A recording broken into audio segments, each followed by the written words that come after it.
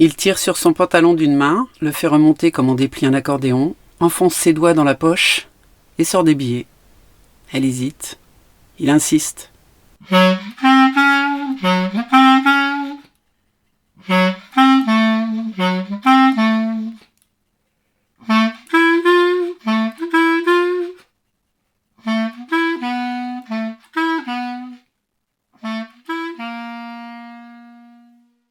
La revue Rue Saint-Ambroise et l'association Rue du Conservatoire vous proposent Dans l'interstice de Igor Shira.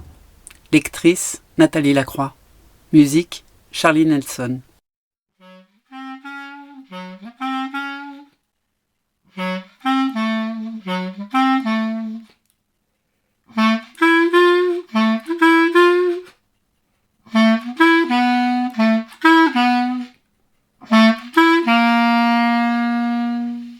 C'est le moment qu'elle préfère. Tout son corps se relâche sous le jet dru de la douche chaude. Ses mains glissent sur sa peau pour retirer la pellicule de savon qu'elle a appliquée par mouvements circulaires jusqu'à ce qu'une mousse se forme. Sur son ventre, dans son cou, sur sa poitrine et son visage, sur ses jambes, son entrejambe. C'est devenu un rituel, comme une manie, se couvrir de l'odeur neutre de ce savon gras pour gommer celle de l'homme qui vient de la quitter. Elle a besoin de se retrouver, de se saisir à nouveau de sa chair, d'aller à la rencontre des autres sans qu'ils ne puissent détecter la présence d'un homme en elle. La douche coule encore quelques minutes, juste pour le plaisir qu'elle procure, pour l'apaisement aussi.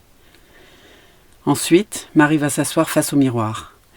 La serviette glisse de ses épaules et s'étale sans bruit autour de son tabouret. À l'aide d'un coton, elle frotte son visage pour effacer les derniers traits grossiers de son maquillage criard. Elle se regarde à peine, elle n'en a pas besoin tellement elle répète, chaque jour, les mêmes gestes. Retirer le masque, le costume qu'elle enfile juste avant de commencer son travail, une tenue de professionnelle, au même titre que la jupe en cuir, les porte-jartelles ou les barésies. Marie quitte son costume de Gisèle pour redevenir Marie. Elle pulvérise quelques gouttelettes d'eau de rose, se masse le dessous des yeux, les tempes, le tour de la bouche. Deux doigts dessinent des petits cercles comme des caresses. Il paraît que ça rend la peau douce, élastique. Elle se sent bien. Aujourd'hui, elle a une course à faire entre deux clients. Hier soir, elle s'est dit que 16h, c'était le meilleur moment, l'heure creuse où les filles sont plus nombreuses que les voitures qui s'arrêtent à leur hauteur, vitres avant baissées. Ce soir, elle a rendez-vous avec les copines, à l'autre bout de la nuit, le seul bar où elles se sentent accueillies pour ce qu'elles sont, des femmes à la sortie du travail, meurtries dans leur corps par tous les efforts imposés, saoulées des paroles de leurs clients, de leurs exigences. Émeric et Alex, les gérants, raconteront des blagues et donneront des nouvelles des habitués. Et surtout, ils seront là pour écouter et absorber le trop-plein de la journée. Pour eux, qu'elles soient Marie ou Gisèle ne change rien et c'est pour cela qu'elles les aiment. Ce soir, elle a rendez-vous avec les copines pour préparer l'anniversaire d'Émeric. On veut lui organiser une petite surprise et prévoir un cadeau. Ça fait plusieurs semaines qu'on y réfléchit au cadeau. On a mis Alex à contribution. Les idées ont fusé. De grosses blagues la plupart du temps. Mais cette année, Émeric a 40 ans et il faut marquer le coup. Trouver un truc qui lui fasse vraiment plaisir. Taper juste, quoi. Et l'idée lui est venue tout à l'heure avec le client qui vient juste de partir, en lui taillant une pipe, la 5e de la journée. Décidément, les hommes restent très conventionnels en matière d'érotisme. Sa main, sa langue, avait vite cerné les zones à exciter. Ça grimpait tranquillement. Il suffisait d'un rien pour que tout explose. Un regard. Elle avait plongé le sien dans celui de l'homme pour le convaincre que jamais elle n'avait ressenti un tel plaisir avec une bite frémissante dans la bouche. Ça marche à tous les coups, les faux-semblants. Instillé dans l'esprit du mal, le fantasme ultime, l'illusion qu'il est doté d'un organe capable de faire jouir à lui seul une femme rodée au sexe et à ses mystères, au sexe tarifé et désincarné. L'homme avait éjaculé comme par réflexe. Gisèle avait feint le halètement, le besoin de reprendre souffle, et elle avait baissé la tête. C'est là qu'elle a découvert ses chaussures. Des chaussures en cuir noir avec une large bande violette sur le côté, élégante et singulière à la fois, exactement le style d'Émeric. Elle a cherché un indice, un logo, une marque, mais n'a rien trouvé de signifiant, alors elle a relevé la tête. Il ne faudrait pas qu'il s'imagine qu'elle est fascinée par ses pieds. Gisèle propose à l'homme d'aller prendre une douche selon les habitudes de la maison, pendant qu'elle s'éloigne dans le recoin, face à son lavabo, attrape une serviette, essuie les gouttes de sperme sur sa poitrine et enfile un haut noir et neutre pour signifier que la séance est terminée. Quand elle revient, l'homme est toujours assis sur le lit, pantalon et slip aux chevilles, main dans la tête.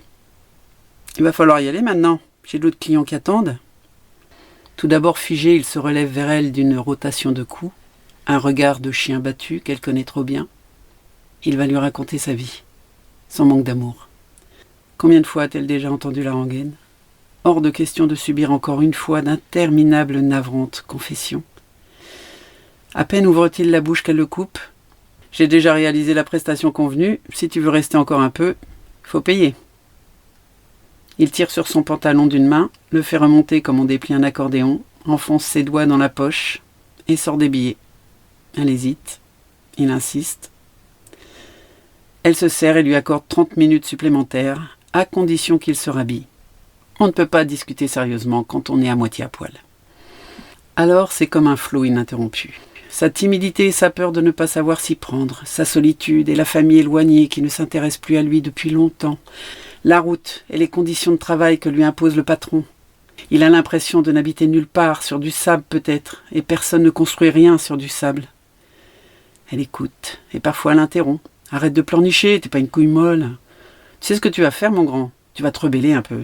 Leur montrer à tous que tu en as dans le pantalon, et tu vas voir que ta vie va changer. On va plus te regarder pareil. Tu crois quoi ? Que la vie des autres est plus facile que la tienne ? Tu te fous le doigt dans l'œil, et bien profond. Va falloir te secouer un peu, mon garçon. » Elle l'écoute et remet un peu d'ordre dans la chambre, si ça t'ennuie pas. En fait, elle fait mine de demander. Elle n'attend aucune réponse. Il se lève et va s'asseoir sur le fauteuil rembourré juste à côté de la fenêtre. Elle change les draps et dresse le lit. Elle le complimente. « Tes chaussures, par exemple, très originales. Vraiment beaucoup de goût, je t'assure. Je me demande bien où t'as trouvé d'aussi chouettes chaussures. » Il lui répond sans conviction. La naïveté de ce gars la touche, elle lui conseille de consulter. Il y a des gens dont c'est le métier, ils se sont formés pour cela. Il n'est pas d'accord, il en a essayé 3, mais aucun ne semble comprendre ses souffrances. Vous, par contre, vous savez m'écouter, vous savez ce que c'est de se sentir seul. Elle s'arrête de laver les quelques taches visqueuses au pied du lit, relève la tête dans sa direction sans parvenir à réfréner un froncement de sourcils. « Est-ce que ça vous dirait de venir vivre chez moi ? Je ne vous demanderai rien, simplement nous pourrions partager. » Oh, la charmante proposition. Je t'arrête tout de suite. J'ai déjà tout ce qu'il me faut pour être heureuse. Elle jette un œil à son téléphone. Je crois bien que la demi-heure est terminée, mon bichon. Va falloir nous quitter. Tu vas vite récupérer tes petites affaires et hop hop hop. Elle se précipite pour ouvrir la fenêtre, aérée. Puis elle s'avance vers la porte, l'ouvre pour inviter l'homme à sortir. Il a bien compris, il se laisse conduire. Déjà, elle entend ses pas dans l'escalier.